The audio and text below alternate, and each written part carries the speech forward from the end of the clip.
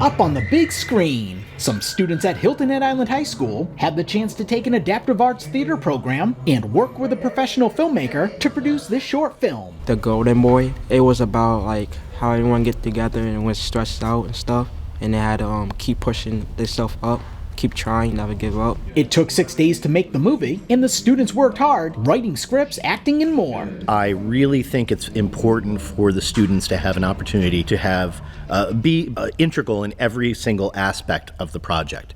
Everything from the writing, producing. The only thing they didn't really do is edit and slightly direct, although they did direct themselves a little bit as well. The students learned a lot about acting during their time in front of the camera. I like how I sat down inside the locker room and bang on the door, and I like how Kevin be slamming the door and Roger be slamming the door. I thought it was really good, and I was the head coach. I like about how we kept trying and stuff and kept doing, and know it's hard, but we gotta keep pushing ourselves. During the production phase of the project, one of the students also operated the video camera. I kind of like helped out with the camera scenes and stuff and the different angles, because I like to film stuff. The filmmaker was impressed with the students' work. I think it really comes down to I'm not making a lot of decisions as much as discovering what skills that these students already have innately and then put them in that position and say, go do it, and I'll just facilitate. So thank you again so much for being here. Seeing kids really do come out of their shell and take on these roles that